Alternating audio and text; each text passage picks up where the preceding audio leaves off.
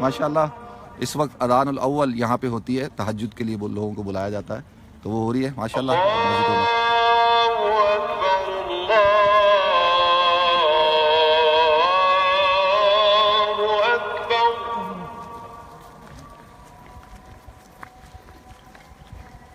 أشهد أن لا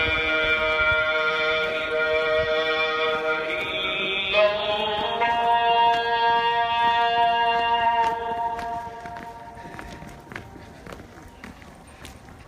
أشهد أن لا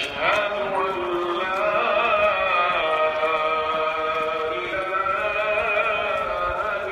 إلا الله أشهد أن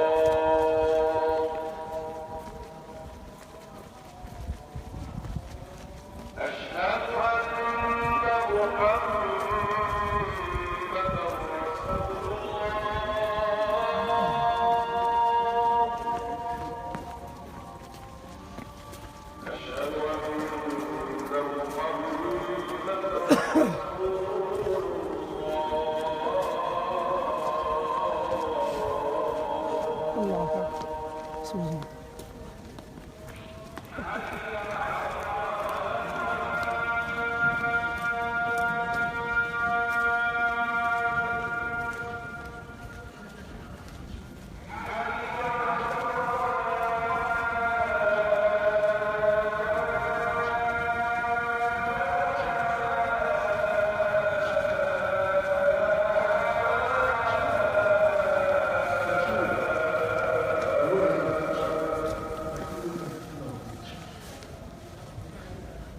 سبحان ڈسکنیکٹ ہو جائے گا ایک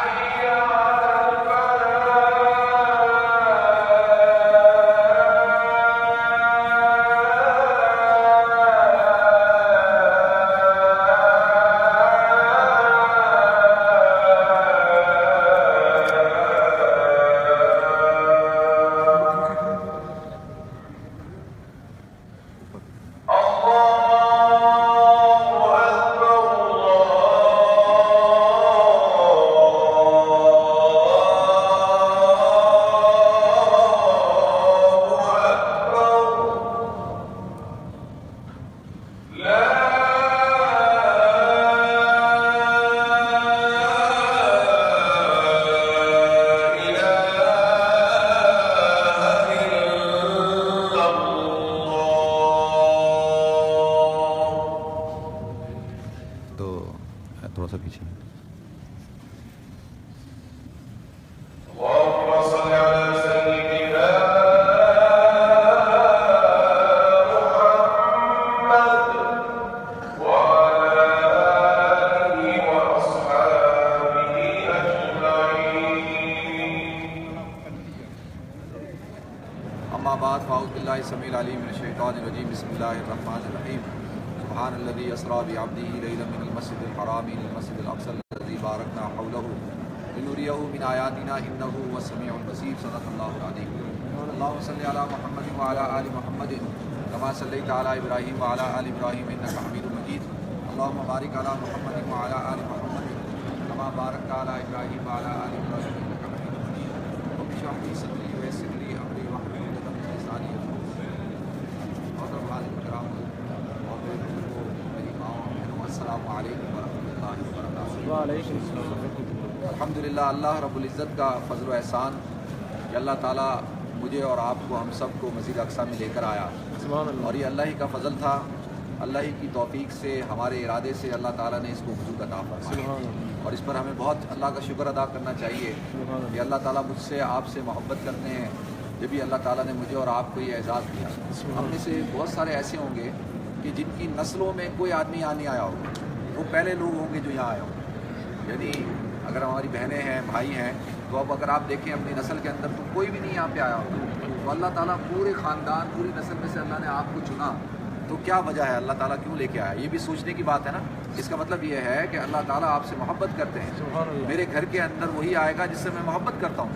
جس کو میں دعوت دوں گا، اور جس کا مجھ سے تعلق ہوگا میں اس کو اپنے گھر میں بلاؤں گا، اپنے گھر میں اس کا اکرام کروں گا۔ ہر کوئی تو آپ کے گھر میں چل کے نہیں آ سکتا، لیکن یہ مسجد اقصیٰ ہے، حرم ہے، اللہ تعالیٰ نے آپ حضرات کو یہ توفیق دی، اللہ نے آپ حضرات کو یہ اعزاز دیا، اور اس پر ہمیں شکر ادا کرنا چاہیے۔ ایک بات، دوسری بات یہ تھی کہ دیکھیں نبی کریم صلی اللہ علیہ وسلم جب آپ معراج پہ تشریف لائے تو سوال یہ اٹھتا ہے کہ کائنات کے اندر سب سے مبارک گھر جو ہے وہ بیت اللہ ہے، سب سے افضل اور مبارک گھر بیت اللہ ہے۔ اللہ کے رسول صلی اللہ علیہ وسلم نے ارشاد فرمایا جو شخص مسجد حرم کے اندر نماز پڑھتا ہے اس کو 1,00,000 نمازوں کا ثواب ملتا ہے، یعنی بیت اللہ کے اندر جو نماز پڑھے گا 1,00,000 نمازوں کا ثواب ملے گا، اور جو شخص مسجد نبوی کے اندر نماز پڑھتا ہے اس کو 50,000 نمازوں کا ثواب ملتا ہے، اور جو شخص اس مسجد کے اندر نماز پڑھتا ہے اس کو 500 نمازوں کا ثواب ملتا ہے۔ لہذا دیکھیں کہ یہ اللہ کے رسول صلی اللہ علیہ وسلم نے یہ فضیلت بیان کی ہے اس مسجد کی، تو اللہ رب العزت نے آپ کو اپنے پاس بلایا معراج پر، تو اللہ تعالیٰ وہاں سے بھی بلا سکتے تھے، حرم سے ڈائریکٹ بلا لیتے، مسجد اقصیٰ آنے کی ضرورت ہی نہیں تھی، بیت المقدس آنے کی ضرورت ہی نہیں تھی۔ تو اس کی کیا وجہ ہے؟ دیکھیں اس کی 2 وجوہات ہیں۔ ایک وجہ تو یہ کہ نبی کریم صلی اللہ علیہ وسلم، پہلے تو معراج کی کیا وجہ ہے، معراج کیوں ہوئی، اور وہ کل آپ کو ابو احمد نے بتایا تھا کہ معراج اس وجہ سے ہوئی تھی کہ اللہ کے رسول صلی اللہ علیہ وسلم جب طائف گئے، آپ نے جب طائف کا سفر کیا تو اس سفر کے اندر آپ کو بہت زیادہ مسائل کا سامنا کرنا پڑا، آپ کے اوپر جو ہے پتھر پھینکے گئے، آپ کو زخمی کیا گیا۔ اللہ کے رسول صلی اللہ علیہ وسلم ارشاد فرماتے ہیں کہ میری زندگی میں سب سے زیادہ سخت دن جو تھا وہ طائف کا دن تھا، آپ کے نالین جوتے مبارک جو ہے وہ خون سے بھر گئے۔ لیکن ایک ہوتا ہے بات کا نہ سننا کہ آپ میری بات نہ سنیں، دوسرا ہوتا ہے کہ بات کو نہ سننا، اس کے ساتھ ساتھ شور کرنا، شرابہ کرنا، اور پھر تیسری بات یہ ہوتی ہے کہ جو شریر لوگ ہوتے ہیں، بچے، لڑکے، نوجوان، ان کو آپ کے پیچھے لگا دیا اور وہ آپ کو پتھر مارتے جاتے تھے، اور آپ کا پورا جسم مبارک جو ہے وہ خون سے تر ہو گیا، اور جو ملک الجبال ہیں وہ آئے، کہا یا رسول اللہ مجھے حکم دیں کہ میں ان 2 وادیوں کو جو ہے ایسے ملا دوں اور اس قوم کو ختم کر دوں، اور لیکن اللہ کے رسول صلی اللہ علیہ وسلم نبی الرحمہ تھے، آپ نے دعا مانگی کہ اللہ یہ میری امت ہے، ہم لا یعرفون، یہ نہیں جانتے کہ میں اللہ کا نبی ہوں، تو آپ نے جو ہے ان کے لیے کوئی بد دعا نہیں کی، اور آپ نے جو ہے بلکہ ان کے لیے دعا کی، اور آپ نے فرمایا کہ ہو سکتا ہے کہ کل ان کی نسلوں کے اندر کوئی ایسا شخص ہو جو ایمان لے کر آئے، تو اللہ رب العزت نے پھر محمد بن قاسم جو ہے اس کو اللہ تعالیٰ نے پیدا کیا اور وہ اسلام لایا، اور اس کے ذریعے سے اللہ تعالیٰ نے بر صغیر کے لوگوں کو اسلام کے اندر داخل کیا۔ یہ دیکھیں اللہ کے رسول صلی اللہ علیہ وسلم کی دعا تھی، تو اتنی تکالیف کو اٹھایا، تو اب اللہ رب العزت نے جب دیکھا کہ میرا یہ جو بندہ ہے اس نے اتنی تکلیفوں کو میرے لیے اٹھایا ہے، تو اب جب ظاہر سی بات ہے جب تکالیف کو اٹھایا تو اب ان تکالیف کا مداوع کرنا تھا، وہ کیسے ہو سکتا تھا کہ آپ سے ملاقات کر کے۔ کسی بھی نبی کو اللہ رب العزت نے وہ مقام اور اعزاز عطا نہیں کیا جو اللہ رب العزت نے نبی کریم صلی اللہ علیہ وسلم کو عطا کیا۔ وہ کہتے ہیں کہاں بلندی طور، کہاں بلندی طور، حضرت موسیٰ طور تک گئے تھے، کہاں بلندی طور اور کہاں تیری معراج، کہیں ہوئے ہیں زمین و آسمان بھی ہموار۔ یہ دیکھیں کہاں اللہ تعالیٰ جو ہے حضرت موسیٰ کو صرف طور تک لے کر گئے، حضرت موسیٰ نے کہا اللہ میں آپ کو دیکھنا چاہتا ہوں، اللہ نے کہا آپ مجھے نہیں دیکھ سکتے، اور کہاں حضور اکرم صلی اللہ علیہ وسلم کو اپنے پاس بلایا اور وہ مقام عطا کیا جو کسی بھی نبی کو نہیں عطا کیا۔ ثم دنا فتدلى فكان قاب قوسين او ادنى فاوحى الى عبده ما اوحى، یعنی وہ مقام عطا کیا کہ جو پوری 1,25,000 انبیاء کرام میں سے کسی کو نہیں دیا۔ تو اللہ کے رسول صلی اللہ علیہ وسلم جب معراج پہ تشریف لے کے گئے، تو اب دیکھیں یہ سفر جو ہے آپ کا یہاں سے شروع ہوا، اس کی میں نے 2 بنیادی وجوہات بتانی ہیں۔ ایک تو یہ ہے کہ آسمان، یعنی جو جنت اور آسمان کا جو دروازہ ہے، یعنی جو آسمان تک جو پہنچتا ہے، وہ دروازہ جو ہے وہ قبۃ الصخرہ کے اوپر ہے، یہاں سے، یعنی مسجد اقصیٰ کے اوپر ہے، یعنی آسمانوں کا دروازہ کہاں سے ہے، وہ یہاں سے ہے۔ اور اس میں ایک پوائنٹ کی بات، آپ نقطے کی بات سمجھیں کہ حضرت عیسیٰ علیہ السلام کو بھی جو آسمانوں پر جو اٹھایا گیا ہے وہ بھی یہاں سے اٹھایا گیا۔ اس کی وجہ کیا تھی کہ آسمانوں کا دروازہ ہے، تو اللہ رب العزت نے حضور اکرم صلی اللہ علیہ وسلم کو یہاں بلایا اور یہاں سے آسمانوں پر اٹھایا۔ لہذا ایک وجہ تو یہ ہے کہ یوم الارض المنشر والمحشر ہے، یہاں پر لوگ جمع ہوں گے اور یہیں سے لوگوں کو اٹھایا جائے گا، تو اللہ کے رسول صلی اللہ علیہ وسلم کو اس لیے یہاں بلایا گیا۔ اور دوسری بنیادی وجہ یہ تھی کہ نبی کریم صلی اللہ علیہ وسلم جو ہے وہ بنی اسماعیل میں سے تھے، بنو اسحاق میں سے نہیں تھے، تو لہذا جتنی بھی برکات بنو اسحاق کو حاصل تھی وہ ساری کی ساری منتقل کرنی تھی کس کے اندر، بنی اسماعیل کے اندر، حضور اکرم صلی اللہ علیہ وسلم کے اندر، اور آپ کو سید الاولین والمرسلین کا خطاب ادا کرنا تھا، آپ کو سردار الانبیاء بنانا تھا، لہذا سارے انبیاء کرام کو یہاں پر جمع فرمایا اور آپ کو بلا کر ان کی امامت کروائی اور ختم نبوت کا تاج بنایا اور آپ کو سردار الانبیاء کا لقب عطا کیا۔ اور کی ساری برکات جو ہے تو لہٰذا اب دیکھیں جو پوائنٹ کی بات ہے، میں نے آپ حضرات کے سامنے 2 پیغامات دے رہے ہیں، آپ ان 2 پیغامات کو اپنے ساتھ باندھ لیں۔ ایک تو پیغام یہ ہے کہ جب نبی کریم صلی اللہ علیہ وسلم معراج پہ تشریف لے گئے تو اللہ رب العزت نے ساری عبادتیں زمین پر فرض کی، زکوٰۃ ہو گئی، رمضان کے روزے ہو گئے، اور اسی طرح سے حج ہو گیا، لیکن نماز ایک ایسی عبادت ہے جو اللہ رب العزت نے حضور اکرم صلی اللہ علیہ وسلم کو اپنے پاس بلا کر اور وہاں پر عطا کی۔ تو آپ اس سے اندازہ کر سکتے ہیں کہ نماز کی کیا اہمیت ہے۔ نبی کریم صلی اللہ علیہ وسلم کو اس امت سے اتنی محبت تھی کہ آپ کو تو معراج عطا کی آسمانوں پر بلا کر، اور اللہ نے فرمایا اے نبی آپ اپنی امت سے کہہ دیں کہ اگر یہ نماز پڑھیں گے تو الصلاۃ معراج المومن، کہ نماز مومن کی معراج ہے۔ جب انسان سجدہ کرتا ہے تو وہ اللہ رب العزت کے انتہائی درجے قریب ہوتا ہے۔ تو جو علت قرۃ عینی فی الصلاۃ، کہ نماز میری آنکھوں کی ٹھنڈک ہے۔ اگر ہم حضور اکرم صلی اللہ علیہ وسلم کی آنکھوں کی ٹھنڈک بننا چاہتے ہیں تو سب سے پہلی چیز آپ سب حضرات سے میں وعدہ لیتا ہوں کہ آپ سب حضرات انشاءاللہ نماز کی پابندی کریں۔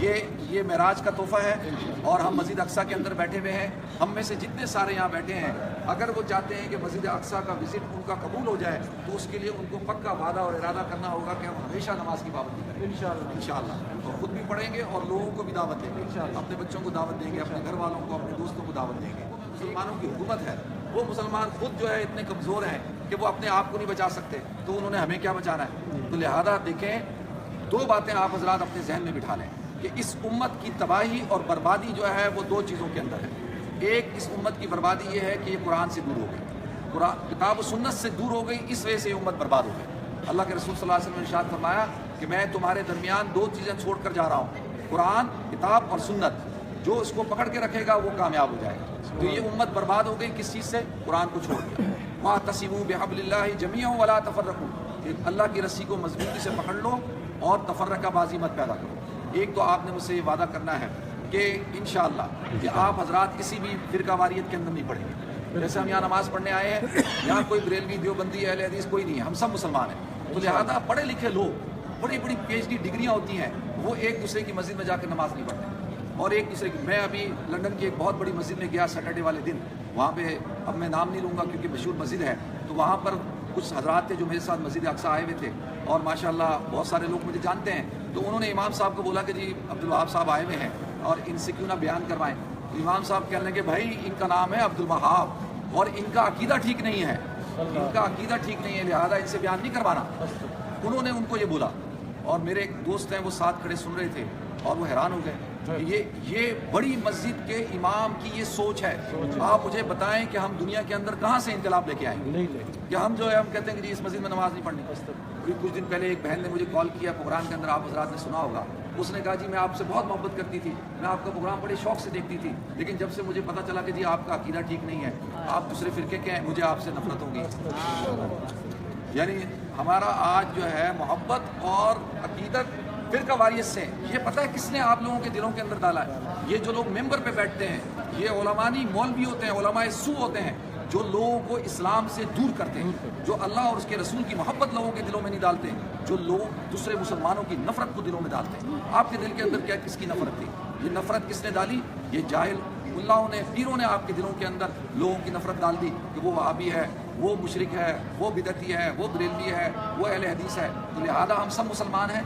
اور ہم سب حضور کے امتی ہیں۔ جو پڑھا لکھا آدمی ہو اس کو اتنا تو سینس ہونا چاہیے کہ پوری دنیا کے اندر ہم برباد ہو کس وجہ سے؟ فرقہ واریت کی وجہ سے۔ اگر عراق کے اندر ہم ایک ہوتے، دنیا کی کوئی طاقت ہمیں نقصان نہیں پہنچا سکتی۔ اگر شام کے اندر ایک ہوتے، کوئی دنیا کی طاقت نقصان نہیں پہنچا سکتی۔ اب یہ بھی کیا یہودیوں کا ایجنڈا ہے؟ بھائی میں اور آپ، ہمیں کیا، ہم جب بھی آتے ہیں یہاں پہ ہم کسی سے نہ مسلک پوچھتے ہیں نہ فرقہ پوچھتے ہیں، ہم سب کہتے ہیں، سینے سے لگاتے ہیں ہر ایک کو کہ بھائی یہ مسلمان ہے۔ الحمدللہ 12 سال ہو گئے مجھے ٹی وی پہ پروگرام کرتے ہوئے، آج تک میں نے اپنے مسلک اور اپنے عقیدے کی بات نہیں کی، وہ ہمارا ہے وہ جو، لیکن حضور کی بات کی، اسلام کی بات کی، لوگوں کو دین کی طرف دعوت دی ہے۔ تو لہٰذا آج آپ اس سے وعدہ کریں کہ آپ کسی فرقہ واریت میں نہیں پڑتے۔ آپ نے کہنا جی ہم مسلمان ہیں اور ہم جو ہے اللہ کے رسول کے غلام ہیں، اور ہمارا جو ہے عقیدہ ہے کتاب و سنت کے اوپر، اور ہم ہر قسم کی بدعت شرک سے جو چیز قرآن و سنت سے ثابت نہیں ہوگی اس کو ہم چھوڑ دیں گے۔ تو لہٰذا اس بات کو اپنے ذہن میں بٹھائیے گا۔ اور باقی دیکھیں آج آخری دن ہے ہمارا یہاں پہ،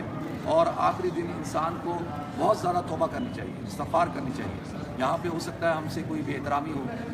ہم نے کوئی اتنا بڑا حرم ہے، ہم نے اس کا کوئی احترام ہی نہ کیا ہو، اور ہم سے کوئی کوتاہی ہو گئی ہو، کوئی غفلت ہو گئی ہو، تو لہذا استغفار کریں اور اللہ سے مانگیں کہ اللہ یہ سفر جو ہے وہ ہمارا آخری نہ ہو۔ جو حضرات حرمین شریفین جاتے ہیں اور وہاں جا کے دعا مانگتے ہیں تو آتا ہے کہ اللہ تعالیٰ جن سے راضی ہوتا ہے، اللہ تعالیٰ جن کے حاضری کو قبول فرماتا ہے، اللہ تعالیٰ ان کو دوبارہ توفیق عطا فرماتا ہے، وہ دوبارہ جاتے ہیں، بار بار جاتے ہیں۔ اور آپ حضرات بھی نیت کریں کہ انشاءاللہ ہم بار بار آئیں گے اور دوبارہ آئیں گے انشاءاللہ، اور لوگوں کو متوجہ کریں گے اور لوگوں کو بولیں گے کہ بھائی وہاں جاؤ، اتنی بڑی برکات ہیں۔ تو یہ مسجد اقصیٰ کا اندر کا حصہ ہے، مسجد عمر کا۔